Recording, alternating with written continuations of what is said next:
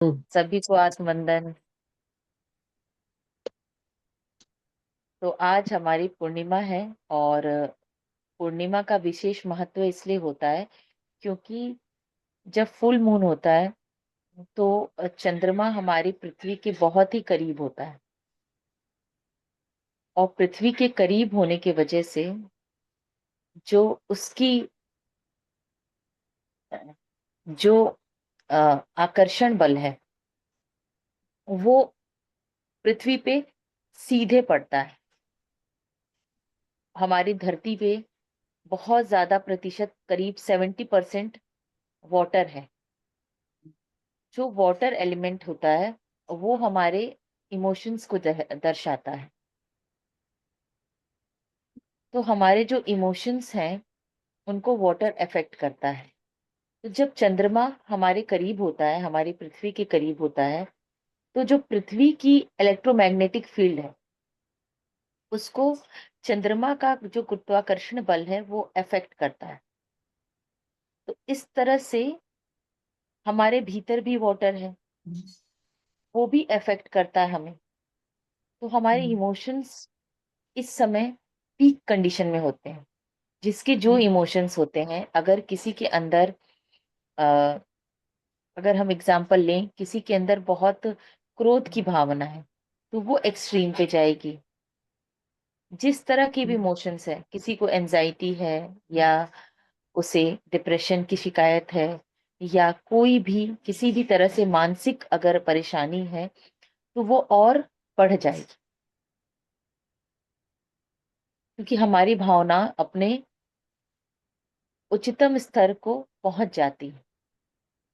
तो हमें इसीलिए कहा जाता है कि जब पूर्णिमा हो तो हमें ज्यादा से ज्यादा मौन में रहना चाहिए, ध्यान करना चाहिए, संतुलित भोजन लेना चाहिए, कम भोजन लेना चाहिए, लिक्विड डाइट पे रहना चाहिए, ताकि हम अपने इमोशंस पे काम कर सकें और जो हमारे इमोशंस हैं वो एक कंट्रोल वे में रह सकें। तो हमें वॉच करना चाहिए कि जब पूर्णिमा है तो उस समय हमारे इमोशंस पे क्या इफेक्ट हो रहा है। पूर्णिमा पे क्या हमारे इमोशंस बहुत एक्सट्रीम लेवल पे बढ़ जा रहे हैं। अगर आपके अंदर प्रेम का इमोशंस है तो कोशिश करें कि हमारे अंदर अच्छी इमोशंस उस समय डेवलप हो, क्योंकि वो अधिक बढ़ेंगे। इसीलिए पूर्णिमा का फुल मून मेडिटेशन का और महत्व बढ़ जाता है, क्योंकि इस समय हम सबसे करीब हैं अपने चंद्रमा के। और ध्यान के लिए भी हमने ये हम सब जानते ही हैं कि फुल मून मेडिटेशन के दिन जब हम ध्यान करते हैं तो वो 3 गुना बढ़ जाता है। और इस समय हमारा जो जनवरी है, इसमें मकर राशि में हमारा सूर्य प्रवेश करता है। तो जब कैप्रिकॉन में प्रवेश करता है, अभी मकर संक्रांति भी इसी महीने आती है, तो उस समय हमारे अंदर अगर हम कोई संकल्प लेते हैं, किसी काम को करना चाहते हैं, अगर दृढ़ निश्चय करते हैं तो वो पूरी तरह से इम्प्लीमेंट हो जाता है।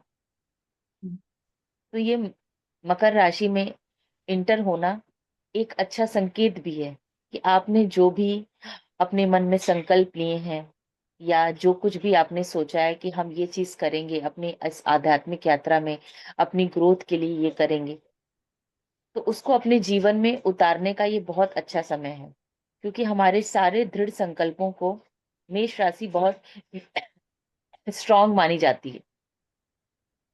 मकर राशि में जब सूर्य प्रवेश करता है तो उस समय बहुत स्ट्रांगली मैनिफेस्टेशन होती है। आप जो चाहे अपने जीवन में उतार सकते हैं। तो इसी के साथ अब हमारे साथ सर जुड़ चुके हैं, तो आत्मनंदन सर। आत्मनंदन मैडम, सॉरी मैं थोड़ा सा लेट हो गया।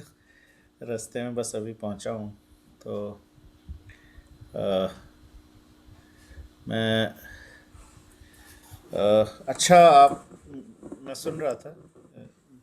तो आपने बहुत अच्छा जो है वो डिस्क्राइब किया इस को। I was grossly listening to it. तो अभी जो है उस दिन जो हमने कहा था how much is enough, a beautiful story from the life of Alexander the great on the futility of reckless pursuits. तो इसको आज करना था, तो आप सबकी परमिशन हो तो मैं इसको शुरू करता हूँ। जी सर। जी सर खाना खाया आपने? जी, एक्चुअली इवनिंग में लाइट ही रखते हैं, बिकॉज फिर वो दिन में हो जाता है, ठीक से खा लेते हैं। हाँ। तो evening is not very important for food, so वही। Evening is more important for soul food then, तो इसलिए और वैसे भी पूर्णिमा जी है तो इसमें कोशिश करना चाहिए कि कम फूड लें, उपवास जी जी जी जी। ही रहें। मैंने तो आज तो इसीलिए उपवास जी भी रखा है। जी, तो इसमें लिखा है, legend has it that Alexander III of Greece, popular as Alexander the Great, sent one of his messengers to invite the quiet yogi Dandani for a discourse and discussion on philosophy. तो मतलब ये legend है। Legend means ऐसी जिसे कहते हैं ना कहानी है, या ऐसा सुनने में आया है कि अलेक्जेंडर थ्री ऑफ ग्रीस, जिनको कि पॉपुलरली अलेक्जेंडर द ग्रेट कहते थे, उन्होंने अपने एक मैसेंजर को भेजा, एक योगी थे दंदनी, उनके साथ discourse and discussion on philosophy. मतलब उनके साथ उन्होंने एक तरह से वार्तालाप करनी थी और डिस्कशन करना था फिलॉसफी के ऊपर, दर्शन के ऊपर। After conquering the world at the cost of countless lives, Alexander was making rapid progress in his territorial coups. पूरे संसार को जीतने के बाद और बहुत सारे जिसे कहते हैं ना डेथ्स जो कि वॉर में होती हैं, अलेक्जेंडर जो था बहुत तेजी से जो है वो टेरिटोरियल गेन्स कर रहा था। बहुत जहां भी जाता था उस जगह को जीत लेता था वो।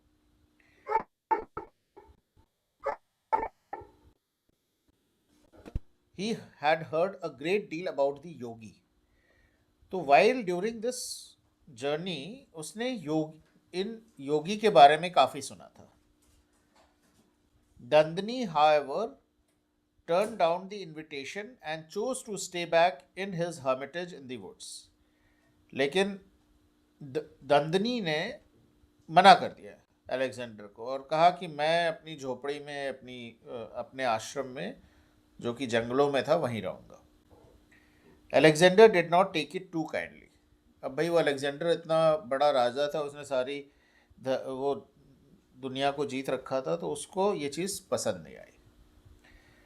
But being a pupil of none other than the brilliant Aristotle, he knew well that mystics and philosophers could rarely be lured or coerced. लेकिन क्योंकि उसने अरस्तु को पढ़ा हुआ था, इस वजह से उसे मालूम था कि इस तरह के जो वो होते हैं, शेयर्स होते हैं, जो इस तरह के ऋषि मुनि होते हैं, फिलोसफर्स होते हैं, उनको इन सब चीज़ों से लालच दे करके या धमका करके उनसे काम नहीं कराया जा सकता। उनको he sent his helpsman one Secretus to invite दंदनी one more time. उन्होंने अपना सबसे बढ़िया जो बंदा था साइक्रेटस, उसको भेजा दंदनी को इनवाइट करने के लिए। Onesicritus praise the yogi lavishly and offered him gifts. उन्होंने जाके बड़ी उनकी जो है वो करी, जिसे कहते हैं ऑफरिंग करी, गिफ्ट दिया, उनका प्रेज किया, हाँ, बहुत मैग्नानिमसली, बहुत बढ़ चढ़ के। लेकिन दंदनी नहीं माने। When दंदनी didn't change his stance, one Secretus threatened him, saying Alexander has ordered his beheading should he disobey the command of the emperor. तो जब वो नहीं माने तो उसने कहा कि देखिए, उसको धमकाया कि ऐसा है कि अगर आप फिर भी नहीं मानोगे तो अलेक्जेंडर ने बोला है कि आपका गला काट के लाया जाए. Dandini refused the gifts. Unmoved, he told one Socrates that he had no fear of death. और उन्हें कह दिया कि भाई ठीक है, बट मुझे मरने से कोई डर नहीं, आप मार दो हमें. Socrates couldn't muster the courage to kill Dandini, so instead paid his respect to the yogi and went back to report the incident. लेकिन वो ऐसा कर नहीं पाया, उस इतनी हिम्मत नहीं जुटा पाया, और उसने योगी जी को अपना रिस्पेक्ट दिया और वापस अलेक्जेंडर के पास लौट गया. Livid at being thwarted by forest dweller, Alexander decided to teach Dandini a lesson and set out to meet the yogi himself. तो अलेक्जेंडर जो है वो, उसको बड़ा बुरा लगा कि एक जंगल में रहने वाले एक इंसान ने उसकी बात नहीं सुनी और उससे मिलने वो खुद चल पड़ा, और साथ में ये मन बना के कि मैं इसको एक जो है लेसन दूंगा अगर ये मेरी बात इसने नहीं मानी तो. As he, along with his marshal and the royal entourage, waded into the forest, a sense of calm began to engulf him. But जैसे ही वो अपने पूरे लाव लश्कर के साथ और अपने रॉयल एंट्रोज के साथ, जैसे कहते हैं कि पूरी जो फौज है उसके साथ, जैसे ही उसने जंगल में प्रवेश किया, उसके अंदर एक शांति सी छाने लगी, उसका मन शांत होने लगा, एक शांत एटमॉस्फेयर ने उसको घेर लिया. His anger abated as soon as he looked into Dandini's piercing eyes, but when the sage did not get up to welcome his fury rose back once again.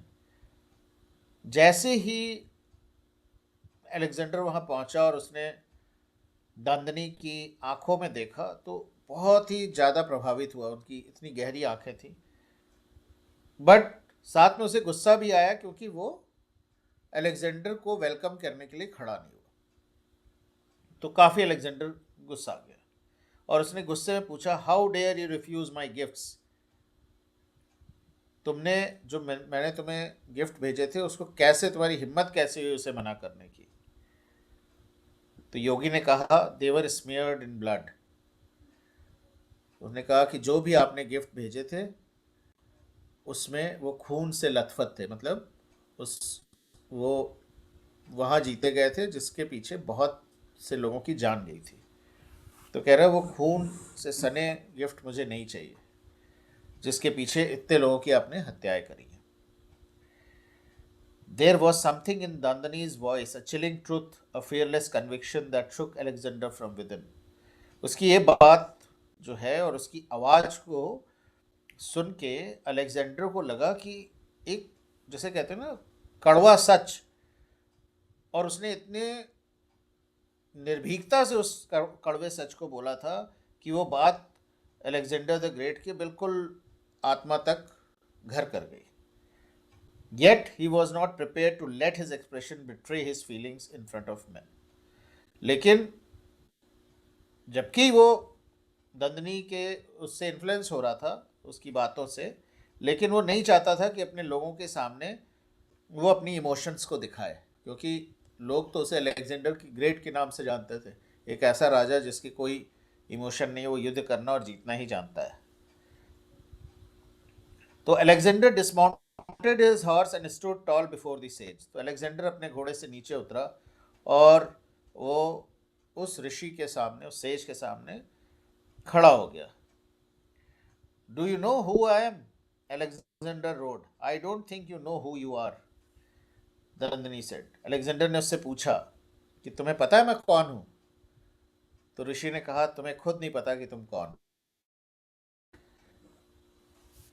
This ticked off Alexander, who took the yogi's cryptic answer as an insult. इससे Alexander को बहुत बुरा लगा और उसके इस तरह के शार्प आंसर्स योगी जी के, उसको ऐसा लगा कि वो उनकी इंसल्ट कर रहा है. तो pulling out his shining sword, he raised it high in the air and brought it close to Dandini's neck with lightning speed. उसने अपना तलवार खींच ली और ऊंचे हवा में ले गया और जोर से दंदनी की गले की तरफ बहुत तेजी से लेके आया और बोला, आई am Alexander the world conqueror. मैं अलेक्जेंडर हूं, मैं सिकंदर हूं जिसने पूरे विश्व को जीता है। You are sitting on my land, surrender और आई विल किल यू। और तुम मेरे जमीन पे बैठे हो, तुम सरेंडर करो नहीं तो मैं तुम्हें मार दूंगा। दंदनी ने बोला, your land? Dandani chuckled as he cut him off. The land belongs to no one, O emperor. तुम्हारी जमीन कैसे हो सकती है? ये जमीन किसी की नहीं हो सकती। हे राजा, ये जमीन किसी की नहीं हो सकती। Before you, there were others who claimed it as theirs, he continued. After you, there will be others who will say it is theirs. तुमसे पहले भी बहुत लोग हुए जिन्होंने इस जमीन को अपना कहा, तुम्हारे बाद भी बहुत से लोग होंगे जो इसको अपना कहेंगे।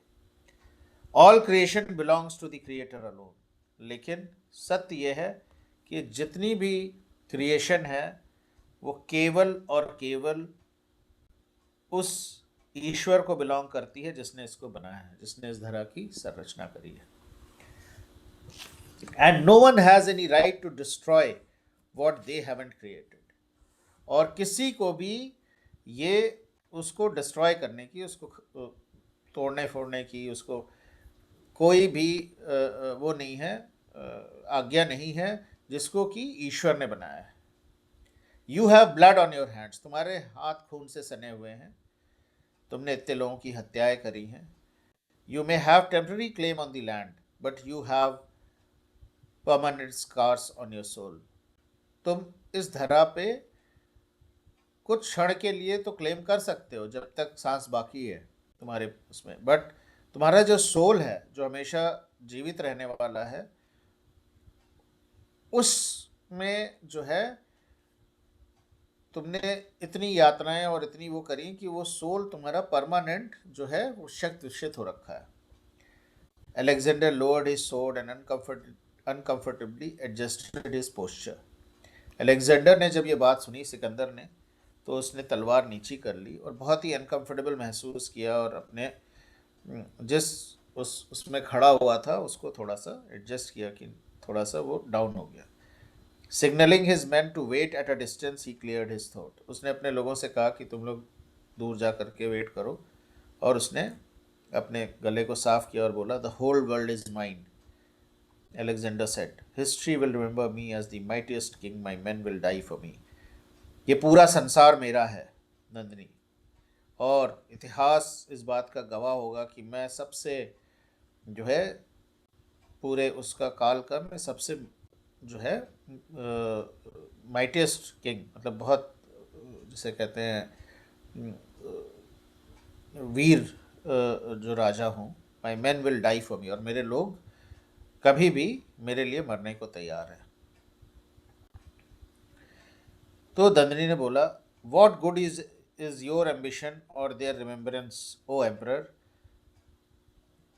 You drown yourself in alcohol every evening so that you may forget your since.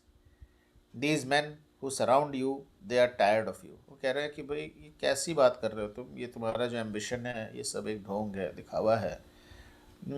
तुम हर शाम को दारू पीते हो और उसमें डूब जाते हो और अपने जो तुमने गुनाह किए हैं उनको भूलने की कोशिश करती हो, और ये लोग जो तुम्हारे साथ हैं ये तुम्हारे साथ तुम्हें घेर के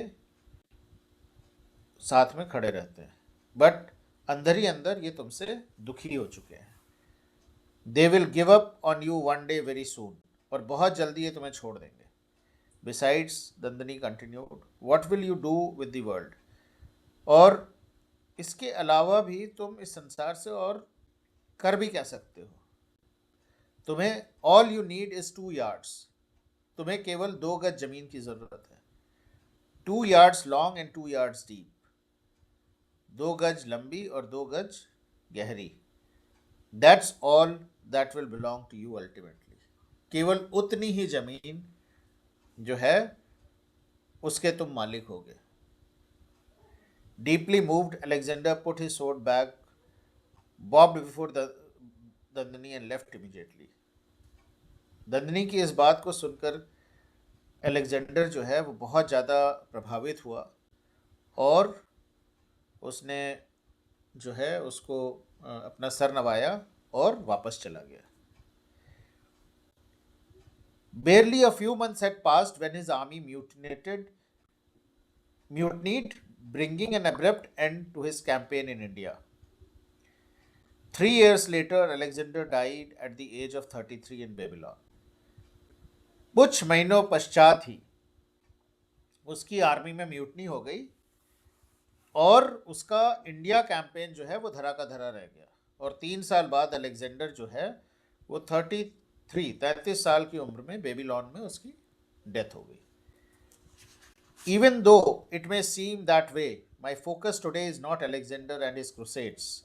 अब ओम स्वामी जी कहते हैं कि even though it may seem that way, my focus today is not Alexander and his crusades. वो ये कहते हैं कि जो भी हो, लेकिन आज की उसका जो वो है, आज की उसका जो जैसे कहते हैं दी ध्येय जिसे कहते हैं वो ये नहीं है,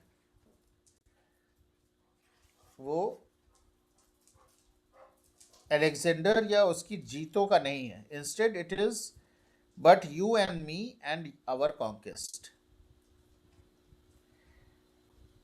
ये जो मैंने कहानी सुनाई है ये हमारी और आपकी और हमारी हार और जीत की कहानी है।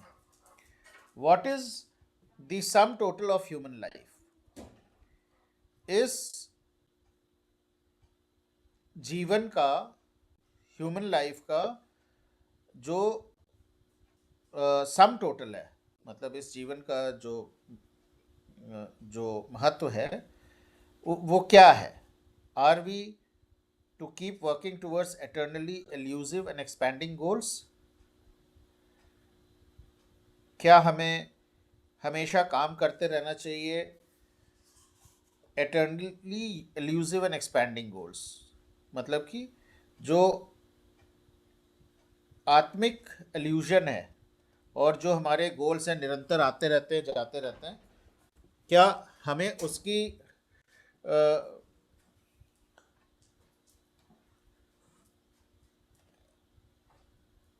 मतलब हमें उसकी परवाह करनी चाहिए? आई से दिस रेटोरिकली, वो कहते हैं कि मैं इसको बहुत एम्फेसिस से ये चीज़ बोलता हूँ।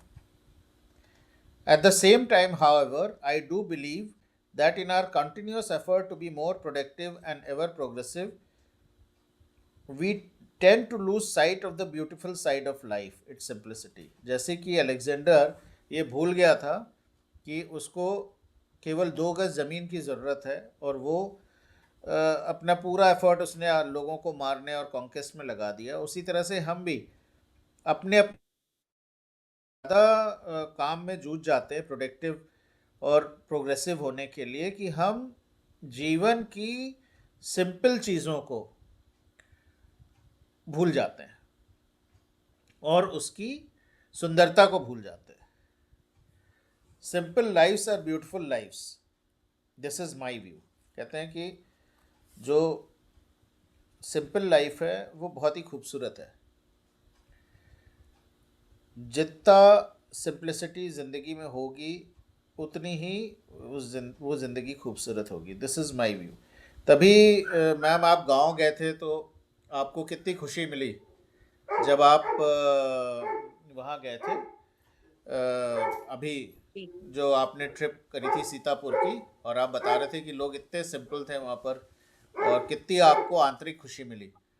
It is because in our heart of heart we are all simple people. और जब हम हार्ट एंड सोल से उस सिंप्लिसिटी से फिर से मुखाबित होते हैं तो हमें लगता है कि अरे this is what we were missing. तो इसलिए वो ओम स्वामी जी कह रहे हैं कि सबसे खूबसूरत लाइफ जो है वो सिंपल लाइफ है। ये मेरा व्यू है, मतलब ओम स्वामी जी ये बोल रहे हैं। A good meal, 2 ticks of laughter, a gesture of love, an act of kindness, that is what life is all about. That is what simplicity is all about. वो कह रहे हैं कि बढ़िया खाना और मजाक, सेंस ऑफ ह्यूमर, लाफ्टर, हंसी मजाक और प्रेम एक दूसरे से, एन एक्ट ऑफ काइंडनेस, दया दृष्टि, दया भाव, यही जिंदगी है। और यही जो आपके जीवन को सरल करती है। अगर आपके अंदर दया भाव है, आपके अंदर प्रेम है, आप जो भी आपको रूखा सूखा जैसा भी मिलता है, वो गुड मील जो आपके लिए है, उसको खा के आपकी आत्मा प्रसन्न होती है। एंड जो आप अपने परिवार में या दोस्तों के साथ जो हंसी मजाक करते हो, बस ज़िंदगी इतनी सी है। और यही एक सिंपल लाइफ अगर सब जिए तो इसमें सबको खुशी मिलेगी। It's these small gestures, these simple moments that make you feel complete fulfilled. कहते हैं यही छोटी छोटी ऐसी चीज़ें हैं, छोटे मोमेंट्स हैं जिनको हम नज़रअंदाज कर देते हैं, बट यही जीवन का सच है और यही आपके जीवन को पूर्ण करता है, कंप्लीट करता है। आगे वो बोलते हैं, and simplicity requires great mindfulness and determination because it's so easy to keep adding clutter in our world of gadgets and devices. आगे वो कह रहे हैं कि भाई जो ये संसार है जो फुल ऑफ गैजेट्स और डिवाइसेस, मतलब मोबाइल फ़ोन, टीवी, मतलब जितने भी चीज़ें जो आपको डिस्ट्रैक्ट करती हैं और आपके जीवन को क्लटर करती हैं, उससे भरा हुआ है। और इससे अपने को दूर करने के लिए और लाइफ को सिंपल बनाने के लिए आपको माइंडफुलनेस, मतलब अपने को फोकस करना पड़ेगा, दिमाग को जो है मेडिटेशन से उसको फोकस करना पड़ेगा कि भाई आपको क्या क्लटर आपकी लाइफ में है उसको आप हटाएं, to make your life simple. It takes no effort to complicate our lives in this uber connected universe. और वो कह रहे हैं कि कोई एफर्ट लगाने की ज़रूरत नहीं है। कह रहे हैं कि ये ऊबर और ओला से कनेक्टेड जो ज़िंदगी है, इसको कॉम्प्लिकेट करने की ज़रूरत नहीं है और कोई ज़्यादा एफर्ट लगाने की ज़रूरत नहीं है कॉम्प्लिकेशंस को बढ़ाने के लिए। Each one of us an Alexander of our own domain. हम सभी एक तरह से अपने अपने डोमेन के, जहाँ भी अब हम काम कर रहे हैं, जैसा भी हम कार्य कर रहे हैं इस पृथ्वी पर, हम उसके अलेक्जेंडर हैं। And seems to have embarked on an endless spree of material acquisition. और हम, ऐसा लगता है कि एंडलेस हमारी जो मटेरियल, जो हमारी रिक्वायरमेंट है, हम उसके पीछे भाग रहे हैं। By no means am I saying that you strip yourself of your wealth और that you don't aim for material growth. इससे मेरा मतलब ये नहीं है कि आप जो है अपना जो भी मटेरियल वेल्थ है उसको छोड़ दीजिए, वो मेरा मतलब नहीं है, ठीक है। या आप अपने मटेरियल गोल की तरफ ना वो होइए, अग्रसित होइए। By simplicity, I am suggesting that you take stock of your life mindfully. सरलता से मैं ये कहना चाहता हूँ, सरलता से मेरा मतलब ये है, सरल जीवन से मेरा मतलब ये है कि मैं ये सजेस्ट कर रहा हूँ कि आप अपने जीवन को थोड़ा सा जो है माइंडफुली उसको एनालाइज करिए कि आपका जो जीवन है वो किस तरह से चल रहा है। Concentrate on where you are and where do you want to be. आप उस चीज़ पर जो है ध्यान दें कि आप कहाँ जाना चाहते हो और क्या बनना चाहते हो। What matters to you? आपको सबसे ज़रूरी चीज़ क्या है आपके जीवन के लिए, क्या मैटर करती है। Are you truly living or just getting by? क्या आप सही में जीवन के उन क्षणों का आनंद ले रहे हो या केवल उस समय वो पास करते हुए आगे निकल रहे हो कुछ और पाने की लालसा में। मटेरियल चीज़ों को। Your perspective of life and your criteria of success will undergo a profound paradigm shift once you simplify your life. आपका पर्सपेक्टिव जिंदगी को लेके और सक्सेस की परिभाषा को लेके एक जिसे कहते हैं बहुत ही गहरा उसमें पैराडाइम शिफ्ट होगा। मतलब जिसे हम जैसे नहीं कहते हैं कि डायमेंशनल चेंज कि 3 डायमेंशन से 4 dimension, so it's a paradigm shift कि आप जिस बबल में हो उस बबल से बाहर आ जाएंगे और आपको जीवन की सच्चाइयों को आप समझने लगोगे जैसे ही आपकी लाइफ सिंप्लीफाई होगी। सर, इनफैक्ट सिंप्लीफिकेशन आप ऑफ लाइफ। जी मेरी आवाज आ रही है? जी जी जी जी। इसी पे आप सर बता रहे हैं, इसी पे मुझे एक याद आ गई स्टोरी। हम लोग बहुत जी पहले पढ़ते थे, तो हमने एक बार जी एक स्टोरी पढ़ी थी कि एक व्यक्ति था, तो उनसे कहा गया कि आपको जितना ज्यादा शाम सूरज ढलने तक जितनी ज्यादा जमीन आप दौड़ के निशान लगा लोगे, जितना दौड़ के पहुंच जाओगे, वो सब जमीन जी आपकी हो जाएगी। तो जी वो भागता रहा, भागते भागते उसको थोड़ा आगे पहुंचे तो ये हो कि अरे जी थोड़ा और आगे चल जाते हैं, वो जमीन भी जी ले लेते हैं।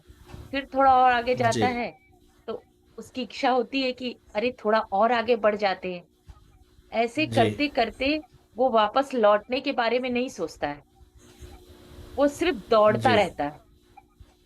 सुबह से लेके दोपहर हो जाती है, बिना खाए पिए दौड़ते दौड़ते शाम हो जाती है, तब भी वो दौड़ता रहता है, क्योंकि जी उसकी इच्छा और बढ़ती जाती है, उसकी तृष्णा बढ़ती जी जाती है।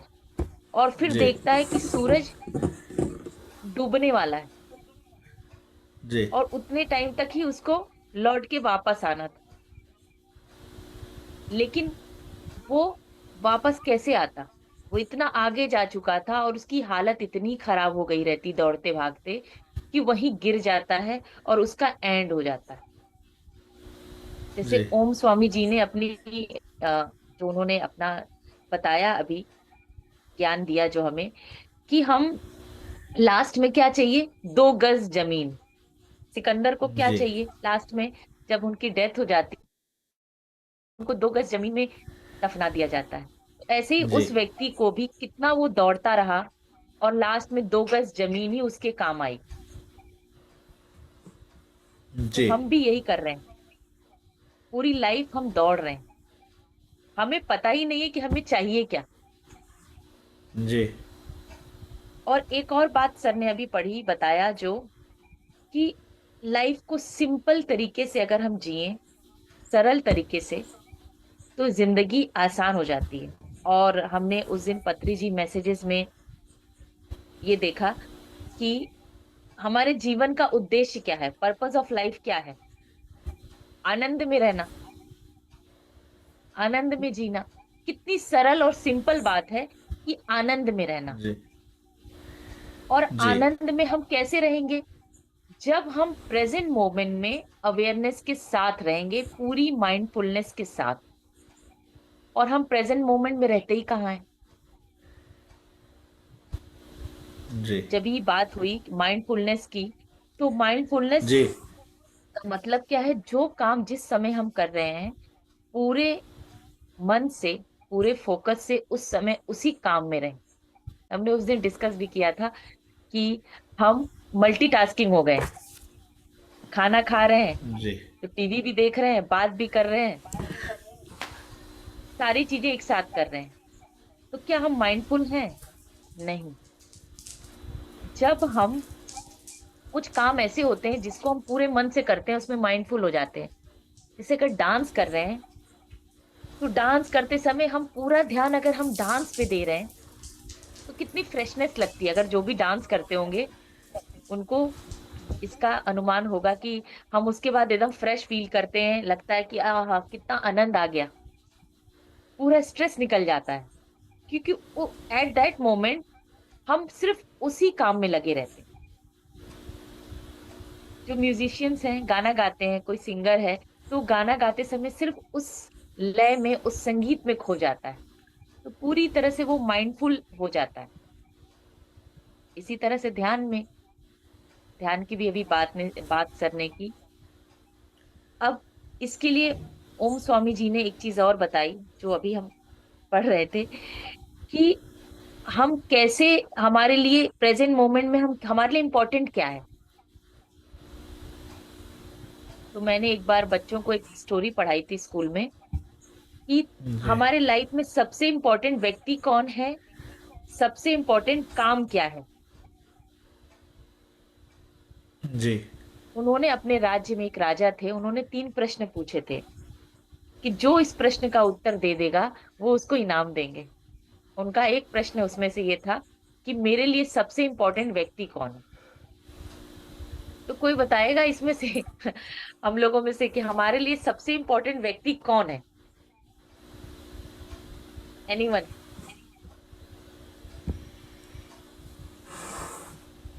आप लोग की लाइफ, मतलब कौन किसके लिए सबसे इम्पोर्टेंट व्यक्ति है, सभी लोग एक एक को बता दें।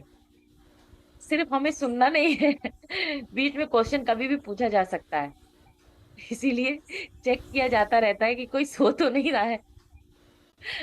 जी तो कौन, आप अनम्यूट कर सकते हैं और जी बता सकते हैं कि बताइए। कौन इम्पोर्टेंट है हमारे लिए।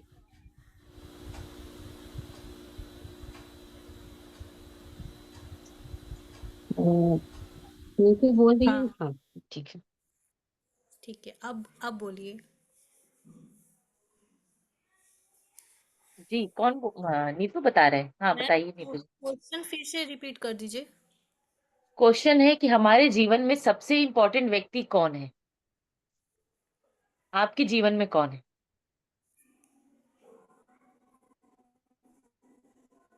मेरे लिए तो मम्मी पापा ही हैं। अच्छा, कोई बताना चाहते हैं? मैं बताऊं मैम? हाँ हाँ।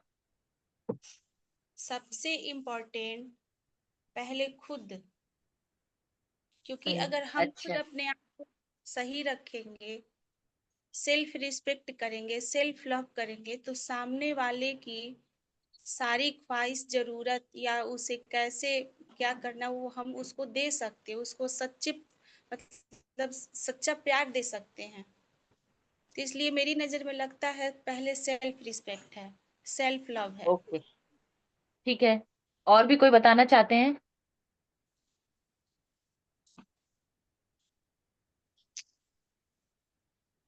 आ, किसी और ने भी लग रहा है हाथ उठाया था।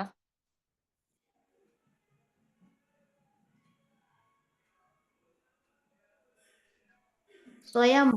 हाँ। कमला मैम बता रहे हैं स्वयं। हम्म। ठीक है, अच्छे आंसर आ रहे हैं। और कोई बताना चाहेंगे, कुछ ऐड ऑन करना चाहेंगे?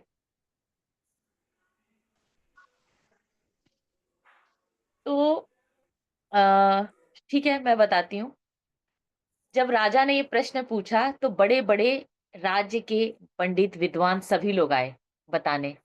किसी ने कहा, राजा, आपके लिए सबसे इंपॉर्टेंट आपकी मंत्रिमंडल है, क्योंकि आपको निर्णय लेने में वही मदद करती है। जो आप ही निर्णय लेते हैं, उनके बिना आप निर्णय कैसे ले पाएंगे? तो राजा है कि अच्छा, ठीक है ठीक है।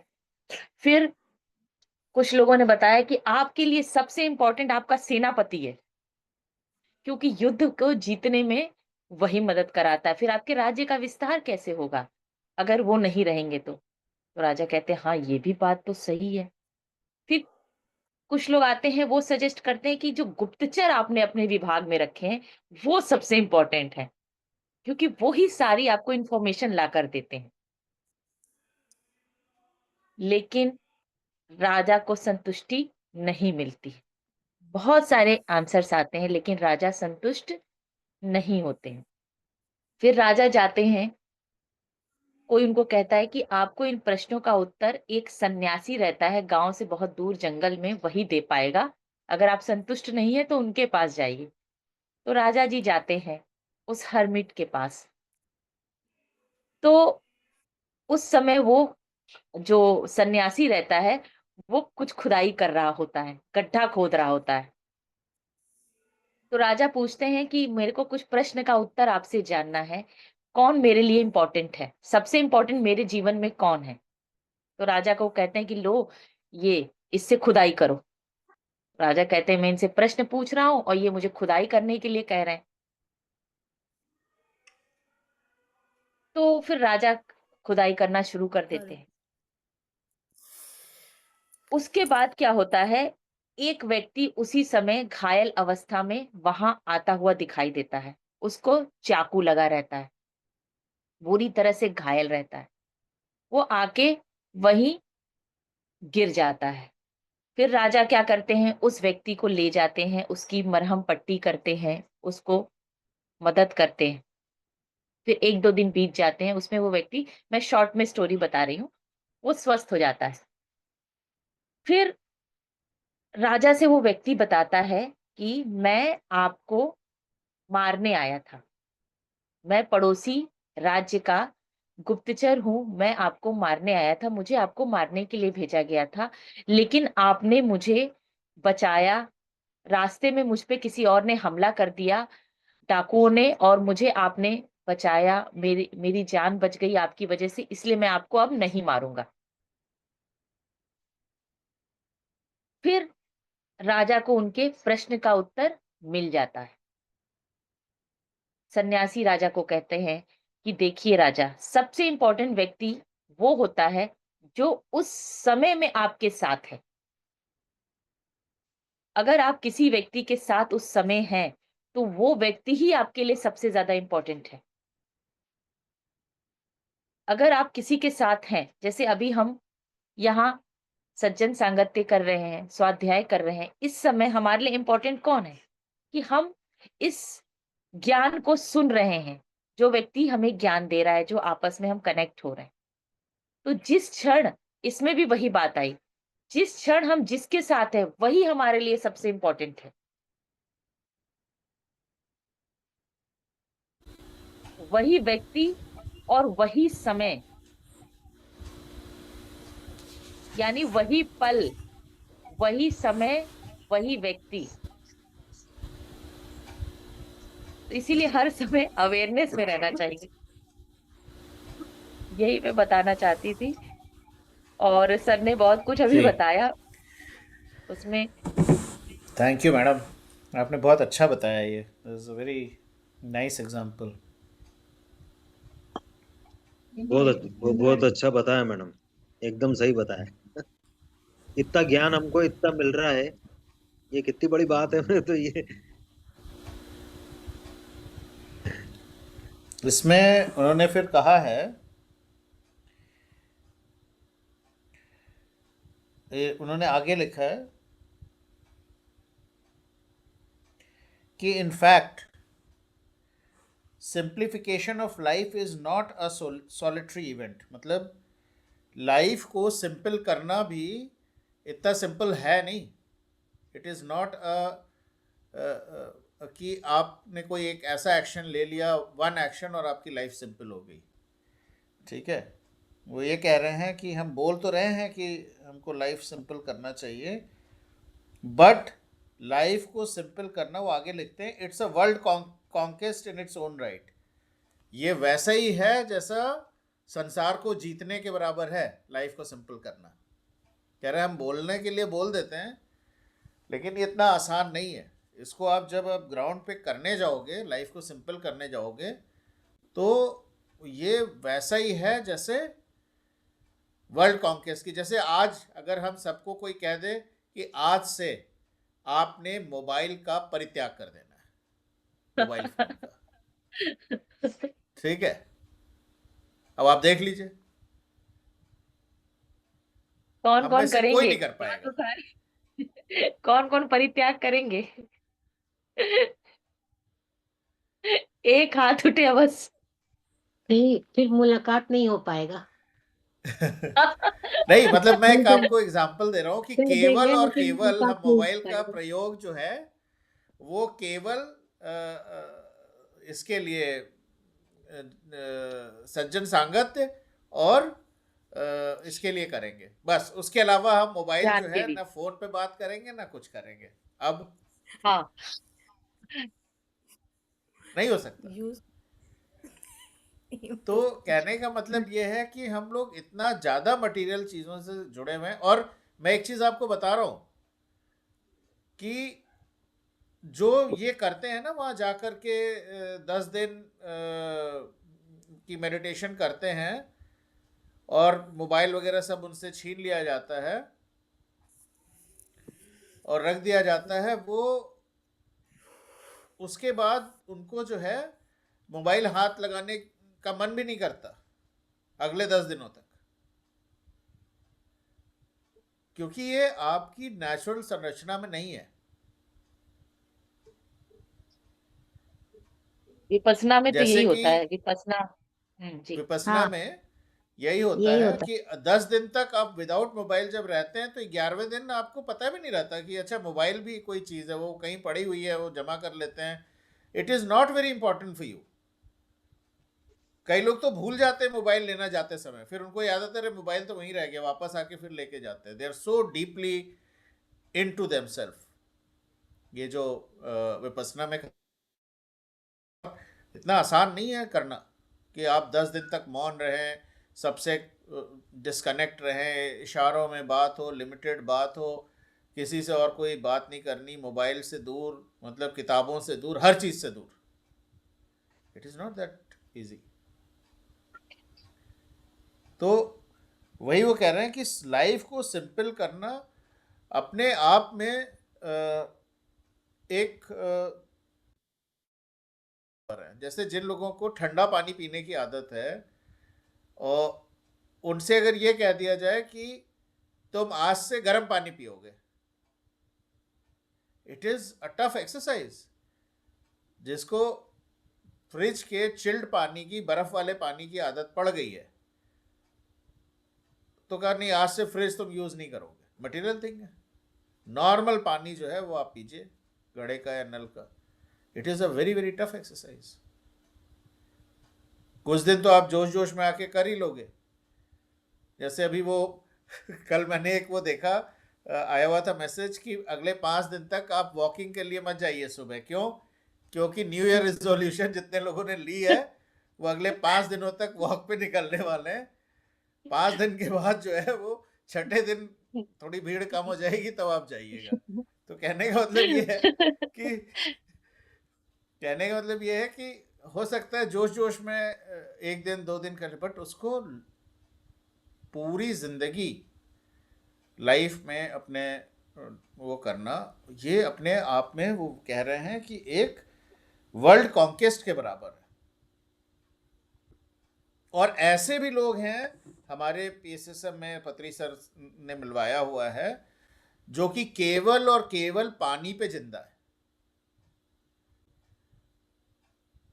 उन लेडी का मैं नाम भूल रहा हूँ, ऑस्ट्रेलिया से आती हैं, उनके 10,000 अनुयायी हैं जो केवल और केवल पानी पे जिंदा है। वो पत्री सर से मिलने एक बार साल में आती थी, मेडिटेशन कराती थी। उनका नाम मैं भूल रहा हूँ। जी सर, पिरामिड वैली में आती हैं। जी जी सर, जी। उनका नाम उनका भी वो मुझे उन भी स्लिप हो रहा है। हाँ, वो केवल पानी पीती हैं और कुछ नहीं, एनर्जाइज वाटर। तो ऐसा नहीं है कि लोग नहीं कर रहे हैं इन सब चीज़ों। वो अपने आप में एक बहुत बड़ा परित्याग है और it is a world conquest, पानी पी के जिंदा रहना। फिर वो आगे लिखते हैं, whether a glass full of water is adequate is not whether a glass full of water is adequate is not so much about the absolute quantity of water as it is about your thirst। वो ये कह रहे हैं कि एक गिलास पानी जो है वो पूरा भरा हुआ ग्लास का जो ग्लास में जो पानी है वो एक्चुअली उसकी क्वांटिटी से उसका कोई लेना देना नहीं है।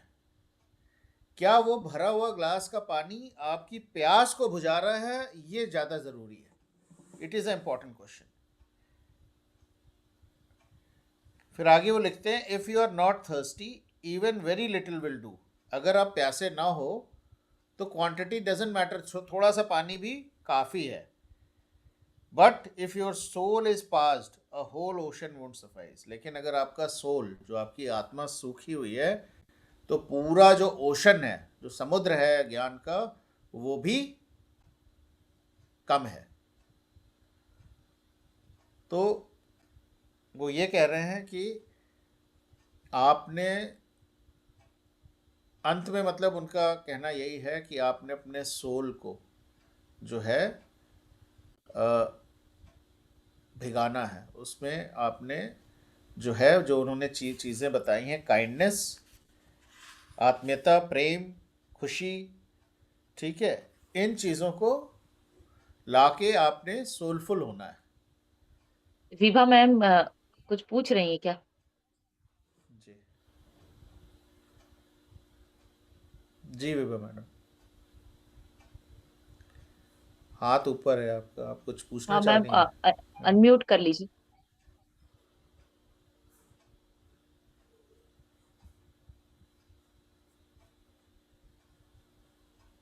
सर सर ये आत्मा जो सूखी है इसके बारे में थोड़ा डिटेल कीजिए। जी, जी इसके बारे ये में थोड़ा मैडम डिटेल बताइए। प्रशंसा मैडम बताएंगे, मैं उसके बाद में। मैम, दिस इज योर जी। This thing. अ, आत्मा का हमारे जैसे अभी हम ध्यान में आने के बाद हमने समझा है कि हमारे शरीर का भोजन क्या है। हमारे शरीर का भोजन जो हम खाते हैं वो है, और हमारे आत्मा का भोजन क्या है? ध्यान। ध्यान है। हमारी आत्मा का भोजन ध्यान है। और जब हम अभी सर जो लास्ट लाइन पढ़ रहे थे, हम जब बाहरी चीजों पे निर्भर होते हैं और हमारे पास सारी चीजें, हम पूरे भौतिक सुख सुविधाओं से लिप्त हैं, हमारे पास सब कुछ है। हम पिछले उसमें भी क्लास में भी यही डिस्कस कर रहे थे कि सब कुछ हमारे पास होने के बाद भी हम संतुष्ट नहीं होते हैं। यानी हमारी आत्मा कहीं ना कहीं से असंतुष्ट है। तो जो संतुष्टि हमें, जो काम करके हमारी आत्मा को संतुष्टि मिलती है, उसी से हमारी आत्मा फुलफिल होती है, उसी को प्यास के रूप में कहा गया है। वो कुछ भी हो सकता है, आपको क्या करके, वही हमारा सोल पर्पस, जिसको करके हमें खुशी मिले, संतुष्टि मिले, आनंद मिले, परमानंद मिले, वो हमें ढूंढना है।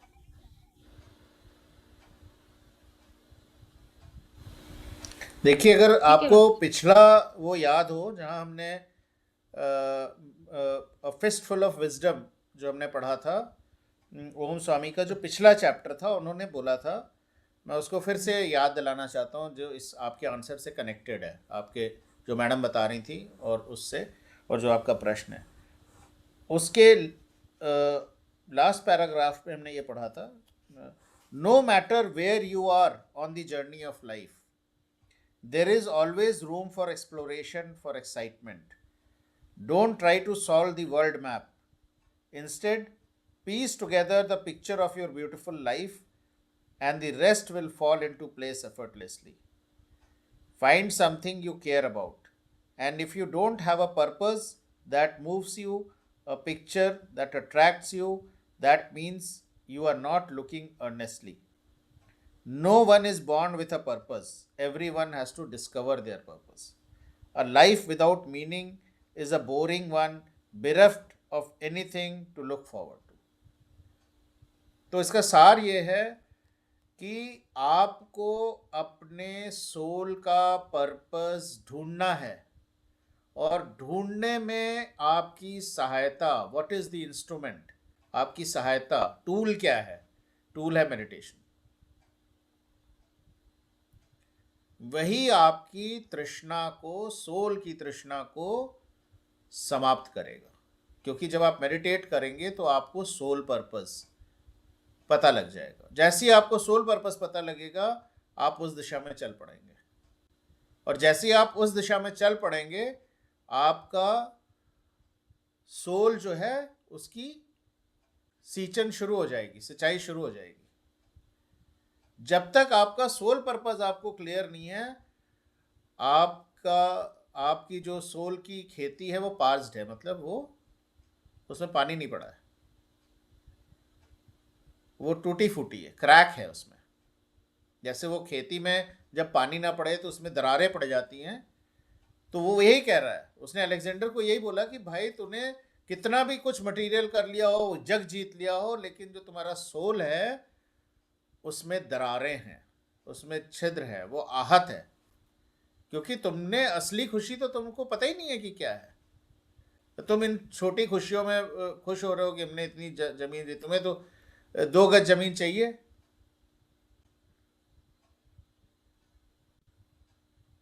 तो सोल का पर्पस मटेरियल कभी नहीं है, सोल का पर्पस जो है वो एथरियल है, और एथरियल पर्पस को सींचन कहाँ से मिलेगी? सोल पर्पस से। हर एक की अलग अलग है, वो उसको जानने का टूल क्या है? मेडिटेशन है।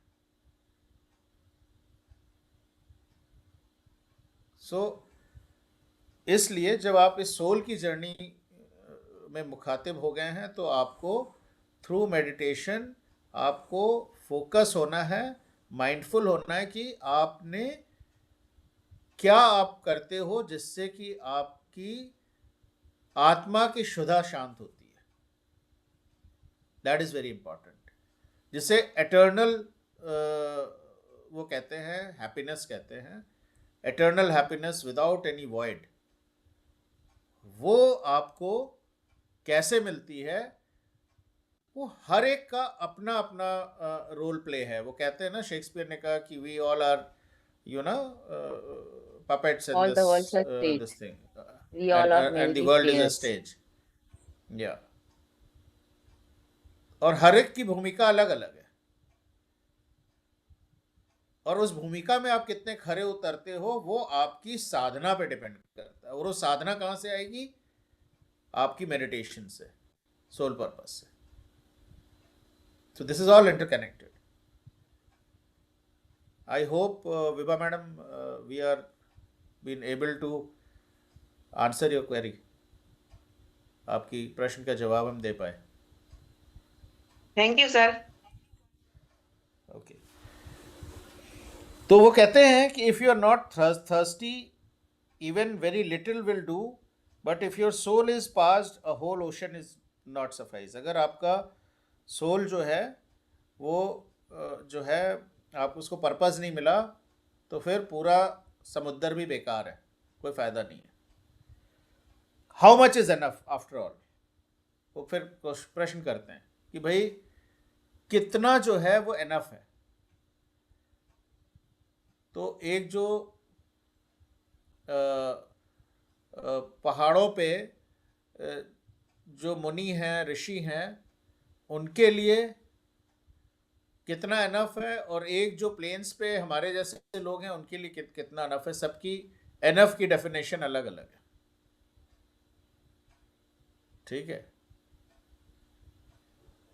How much is enough after all?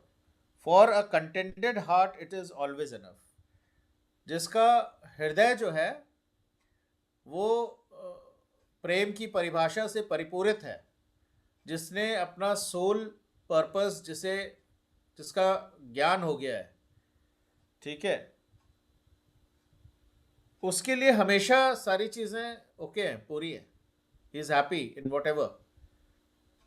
जो सुदामा थे उनसे कृष्ण क्यों इतने गले लगा के मिले? इसी कारण से, क्योंकि कृष्ण को पता था कि सुदामा ही ऐसे हैं जिनका सोल पर्पस कंप्लीट हो चुका है।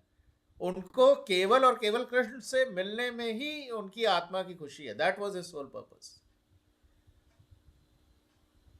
तभी कृष्ण जो हैं उन्होंने सुदामा का इतना व्याख्यान किया है, और उनके व्याख्यान का सब कृष्ण ही सभी को लेके आए थे। जब कृष्ण आने वाले थे इस पृथ्वी पे तो उसके पहले उन्होंने सारी अपनी फौज को पृथ्वी पे भेज दिया था। सुदामा भी उनके एक सिपाही सलाहकार थे, और थ्रू सुदामा कृष्ण ये जो है मैसेज देना चाहते थे पूरे संसार को कि मैं जो हूं, सुदामा जैसे लोगों जो हैं वो मेरे सबसे प्रिय हैं, मैं उनके सबसे करीब हूं। और ये तब भी सत्य था और ये आज भी सत्य है। इसीलिए ऋषि मुनि जब पहाड़ों पे जाते हैं तो उनका लक्ष्य जो होता है वो सुदामा बनने का होता है, कि happy in what ever they have. जो राम जी जब वनवास गए थे तो ये शबरी की जो कहानी है वो भी यही चीज है, कि वो राम के से इतने मतलब प्रेम करती थी कि वो झूठे, उनको पता नहीं, वो बेर को टेस्ट कर करके राम को खिला रही हैं और राम खा रहे हैं।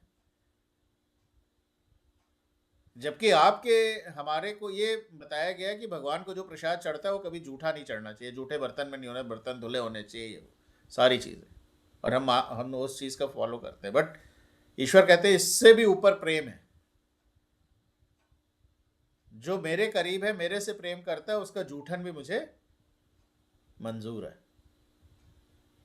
दैट इज वेयर सिंप्लिसिटी कम। कि वो इतने सिंपल लोग थे कि उन्होंने सोचा ही नहीं, उनके दिमाग में नहीं आया कि भगवान को हम खिला रहे हैं और हम जूठा करके खिला रहे हैं। That is the level of simplicity जिसकी बात हो रही है। So how much is enough after all? For a contented heart it is always enough. तो मैंने दो एग्जाम्पल दिए, सुदामा जी का और सबरी का मैंने दिया, कि उनका हार्ट जो था वो कंटेंटेड था, प्रेम से भरा पूरा था, ईश्वर प्रेम में लिप्त बिल्कुल। तो इसलिए उनको किसी चीज़ की ज़रूरत ही नहीं थी। For that's what nature is about, abundant, bountiful enough, always it is simple. और यही नेचर की विशेषता है।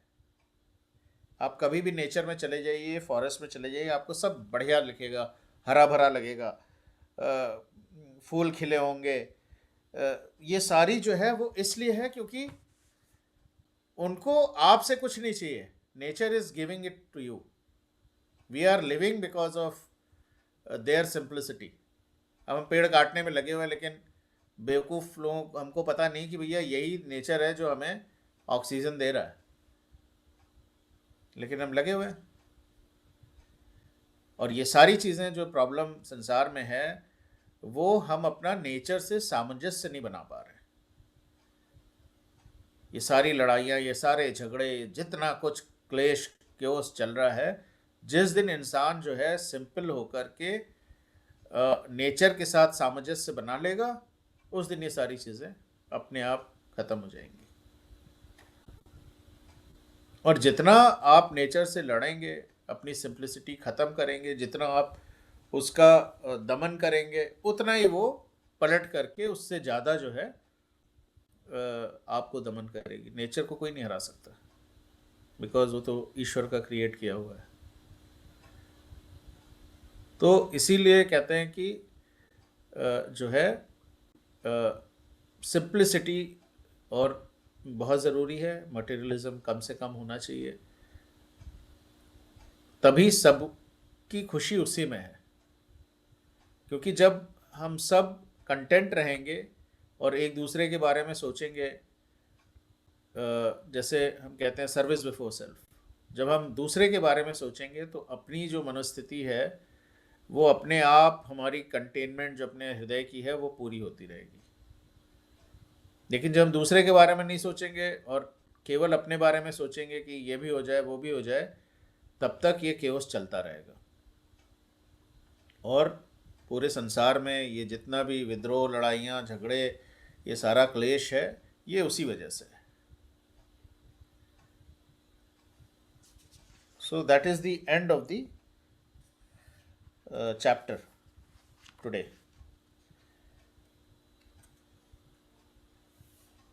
इसके बाद जो नेक्स्ट चैप्टर अगर हम कभी नेक्स्ट करेंगे, उसका है the monkey and the coconut. The monkey and the coconut, is it really possible to live a life of detachment? ये जो है नेक्स्ट ट्यूसडे को जब हम मिलेंगे तो हम इसको करेंगे, a monkey and the coconut. हम आज का जो चैप्टर था वो यहीं तक था। जी मैडम, आप म्यूटेड हैं, अनम्यूट कीजिए। तो आज की चैप्टर का हमारा सार क्या रहा कि हमें सिंप्लिसिटी से जीना है, सरलता से रहना है, क्योंकि सरलता में ही आनंद है। और हम अपने जीवन को खुद ही कॉम्प्लिकेट कर देते हैं। जीवन कॉम्प्लिकेटेड इतना है नहीं, लेकिन हम उसको बना देते हैं। तो सरलता से अपना जीवन जीना है, अपने लाइफ पर्पस को ढूंढ के आनंद से जीना है, पूरी अवेयरनेस के साथ, माइंडफुलनेस के साथ। हमने 2 चैप्टर कवर कर लिए और फिर इसके बाद हम 3rd चैप्टर पे अगले सेशन में कंटिन्यू करेंगे। तो सर अब हम लोग ध्यान के लिए आगे बढ़े। जी। तो आज फुल मून है और हम लोग ग्रुप में भी हैं, तो हमारी ऊर्जा वैसे ही 3 गुना बढ़ रही है। और नंबर भी बहुत बढ़िया है, 21, किस 21। जी, तो सभी लोग अपने अपने कुर्सी की पेटी बांध लें, आरामदायक स्थिति में आ जाए और फ्लाइट टेक ऑफ होने वाली है। अब हम लोग चंद्रमा की ऊर्जा से कनेक्ट होंगे आज,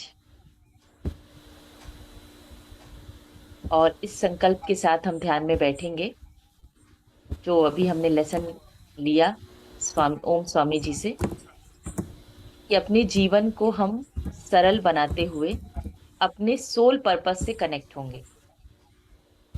इस पूर्णिमा में हम इस संकल्प के साथ बैठेंगे कि जो भी हमारा सोल पर्पस है, जो भी डिवाइन कनेक्शंस हैं, जो हमसे डिवाइन वर्क कराना चाहते हैं, हम उसके लिए एक इंस्ट्रूमेंट की तरह बन जाए, एक माध्यम बन जाए, एक चैनल बन जाए, ताकि इजीली उस पर्पस को हम अपने जीवन में उतार सकें और सेवा कर सकें। हम धरती पे आए हैं तो उसके प्रति हम कृतज्ञ हैं, तो कुछ उसका ऋण चुका सके। तो इसी भाव के साथ हम सभी ध्यान में आएंगे, सहज स्थिति में सरल सुखासन में बैठते हुए। ध्यान की स्थिति हम सभी जानते हैं। मैम इसके पहले मैं, क्योंकि मैंने 21 नंबर की बात करी थी जी और जी अभी सर। 21 मुझे दिख रहा है वहाँ, तो उसका जो स्पिरिचुअल मीनिंग है, 21 नंबर जो है वो सिंबलाइज करता है completion and new beginning. Right. It is, हाँ, उसका मतलब है encouraging personal growth and spiritual awakening. And numerology में ये रिड्यूस हो जाता है 3 नंबर में, जिसका मतलब है क्रिएटिविटी, कम्युनिकेशन एंड जॉय। वाह। Angel number 21 signifies enlightenment and urges individuals to connect with their spiritual side, embracing opportunities for meditation and self reflection. It represents balance, harmony, and independence, indicating success and spiritual growth. Overall, the number 21 embodies resilience and transformation, blending physical and spiritual energies to guide personal journeys. देख लीजिए, तो 21 number वही symbolize कर रहा है जो अभी हम डिस्कस कर रहे थे, blending physical and spiritual energies. Materialism is a physical energy और उसको ब्लेंड करना है स्पिरिचुअल एनर्जी से। तो 21 नंबर ये सिग्निफाई करता है। That is what I wanted to say. Thank you. हाँ, सर ने तो इतना अभी वंडरफुल बताया। 21 नंबर, आज 21 दिख भी रहा है, तो और हमारी स्पिरिचुअल हमें ग्रोथ का समय आ गया है। हाँ, हमें इन साइंस को, जैसे उस दिन भी हम डिस्कस कर रहे थे कि इन साइंस पे बिलीव करना चाहिए, स्पेशली नंबर्स के ऊपर में। या कोई आपको नंबर्स दिख रहे हैं तो उसकी एंजलिक वैल्यू क्या है, उसकी स्पिरिचुअल, जब हम आप इस फील्ड में आ गए तो मिस्टिज्म को और ध्यान से पढ़ना और समझना है। बहुत सारी कॉस्मिक एनर्जीज आपको इंडिकेशन देती रहती हैं, खास करके जब आप स्वाध्याय करते हो, जब आप इस तरह के रिचुअल्स करते हो, और कॉस्मिक एनर्जीज जब अलाइन होती हैं तो आपको सभी को कुछ ना कुछ साइन भेजती रहती है। अगर आपने पढ़ लिया, आपका एंटेना बढ़िया काम कर रहा है, फोकस है, माइंडफुलनेस है, तो आप इन सब चीज़ों को पढ़ने लगते हो। और इसको पढ़ना बहुत ज़रूरी है, बिकॉज जो कॉस्मिक एनर्जी है, जो ईश्वर है, जो भी विधाता है, वो आपसे इसी लैंग्वेज में बात करता है। दिस इज द लैंग्वेज, और कोई लैंग्वेज नहीं है। क्योंकि ईश्वर को समझना, ईश्वरत्व को समझना है, और समझने का यही तरीका है, छोटी छोटी चीज़ों पे यही सिंप्लिसिटी। अगर आपने इसको समझ लिया तो your life is very simple. Thank you.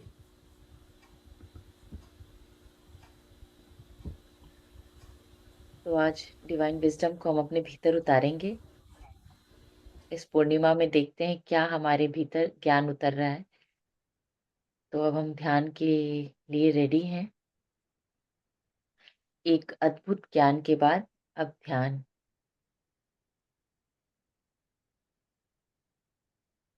सुखासन में हम बैठे हैं, अपने पैरों को क्रॉस करके दोनों हाथों की उंगलियों को आपस में फंसा लेंगे और उसे अपनी लैप में रख देंगे।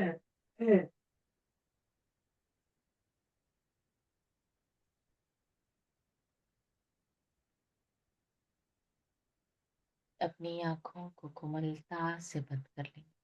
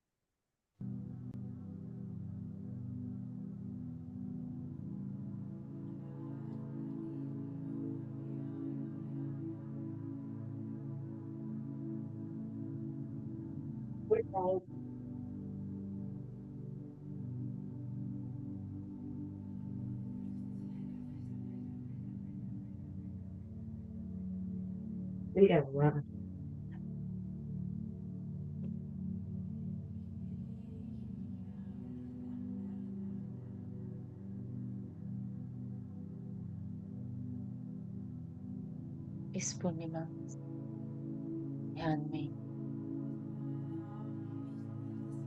हम अपने भीतर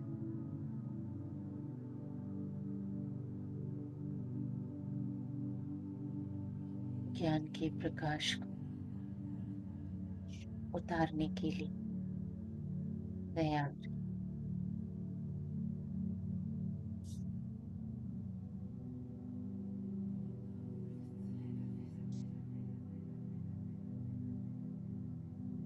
हर श्वास के साथ हम ब्रह्मांडीय ऊर्जा के साथ कनेक्ट हो रहे हैं।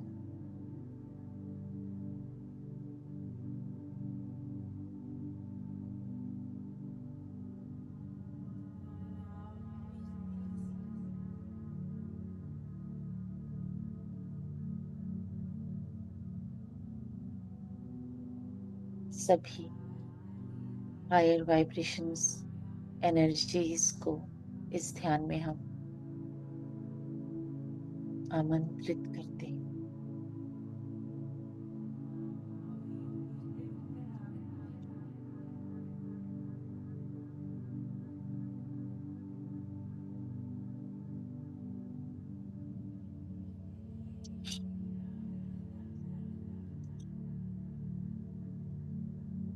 अपने माता पिता, बंधु, सहयोगी सभी को धन्यवाद देते हैं,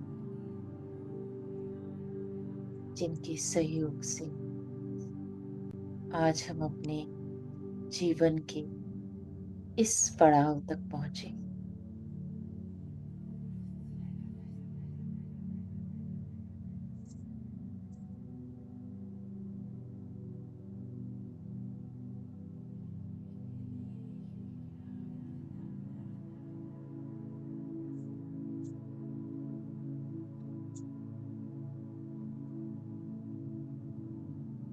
आज इस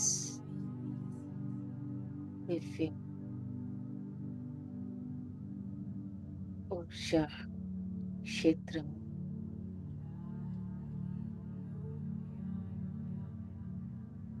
सभी नक्षत्र मंडलों की ऊर्जा हम पर प्रवाहित हो रही। हम उनकी दिव्य ऊर्जा से कनेक्ट हो रहे हैं।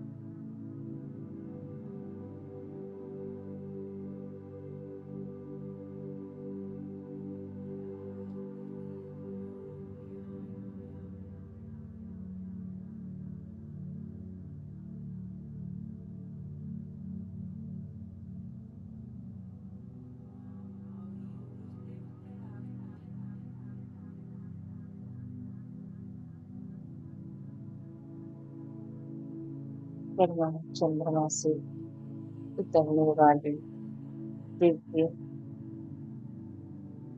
चमकीली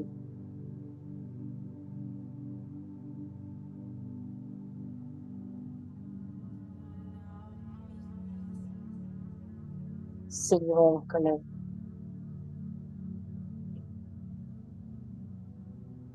ऊर्जा हम तक पहुंच रही है।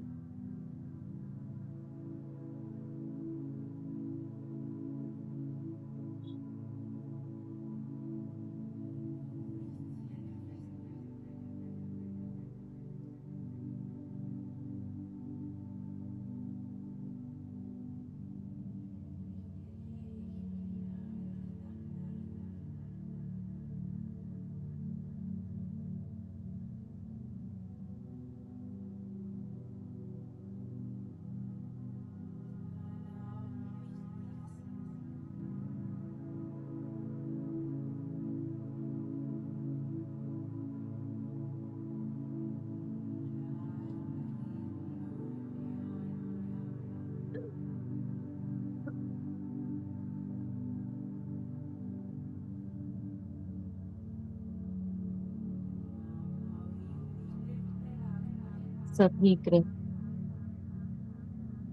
बुध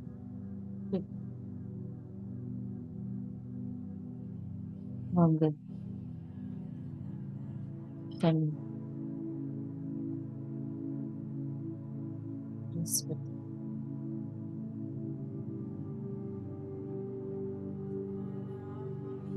ग्रह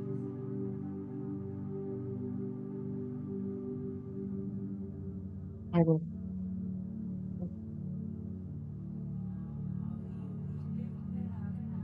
इस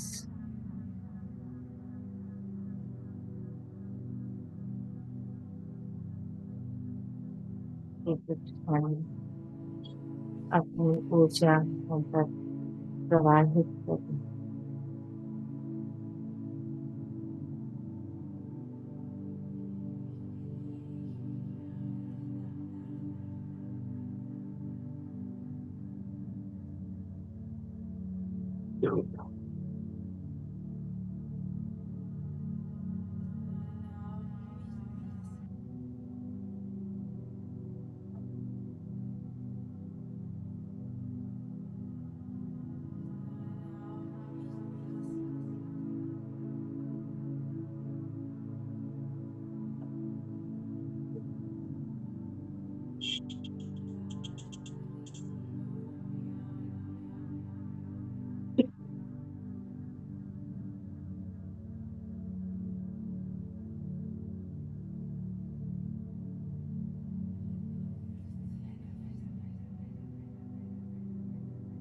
इसी प्रकार उन सभी स्थानों पर हमारे शरीर में पहुंच रहा है जहाँ हम लोग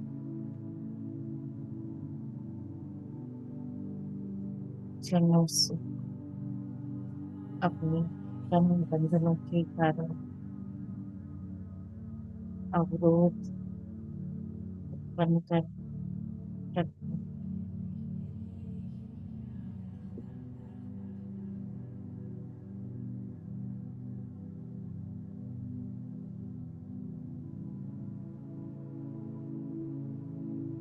अपने कर्मों से अपने व्यवहार से अपनी नकारात्मकता से हम शरीर के अपने विभिन्न स्थानों अस्वस्थता को आमंत्रित कर देते हैं। ये प्रकाश हमारे भौतिक शरीर से सूक्ष्म शरीर प्राणमय शरीर मनोमय शरीर सारे अवरोधों तक पहुंचकर उन अवरोधों को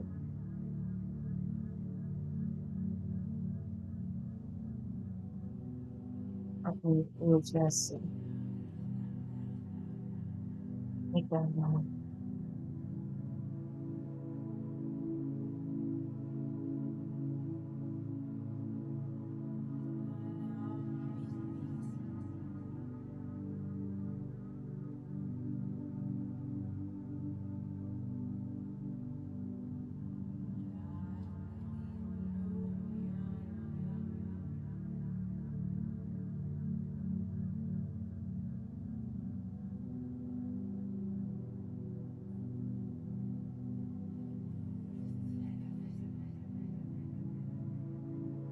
अपने आप को पूरी तरह से सरेंडर करते हुए इस ऊर्जा को अपने ऊपर करने की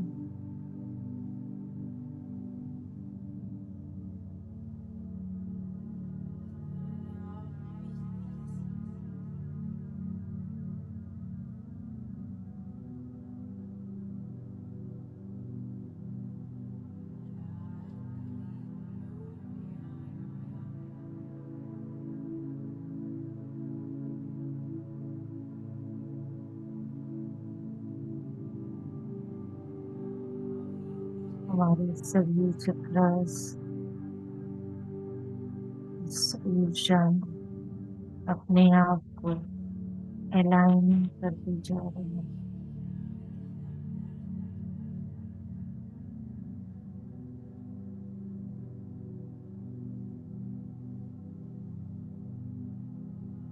इस ऊर्जा को बैलेंस करने के लिए हमारी मूलाधार चक्र से लाल रंग की जड़ों के समान आकृति निकलती हुई मदर अर्थ के कोर तक कनेक्ट हो रही है।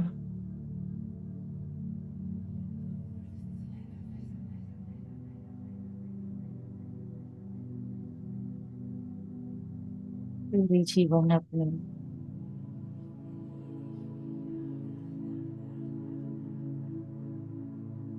सर्वाइवल की स्थिति अहंकार की स्थिति में रहते हुए ही अपने मूलाधार और स्वादिष्ठान चक्र में इस बैलेंस क्रिएट कर देते हैं।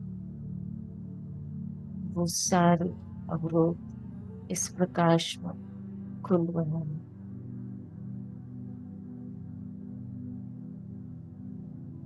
इस प्रकाश से हम इस ऊर्जा से हम अपने मूलाधार और स्वादिष्ठान हमारी से ऊपर की स्थिति में धीरे धीरे तेज जा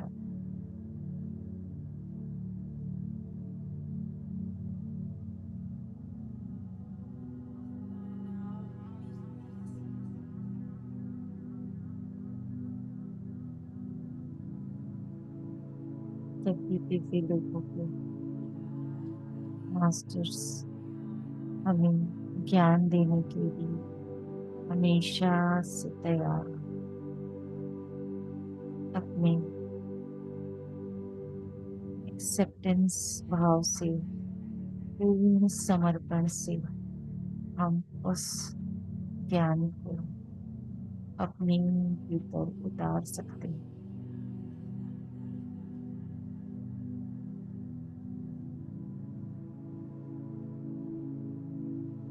आज इस पूर्णिमा के दिव्य अवसर पर हम संकल्प लेते हैं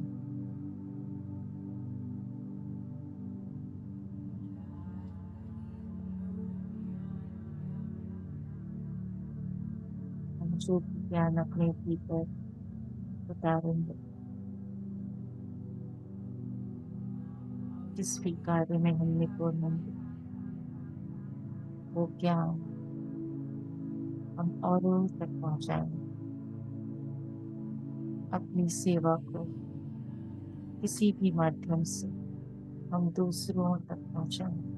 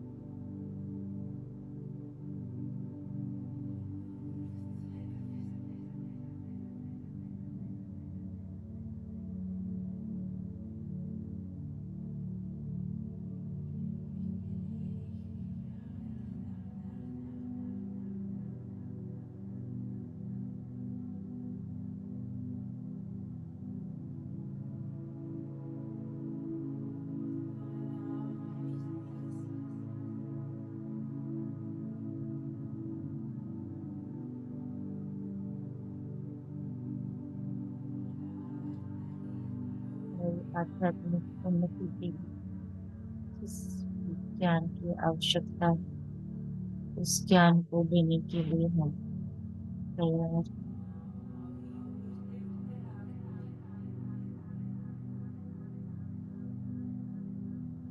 इसी भाव के साथ हम इस ध्यान में आगे कंटिन्यू करें।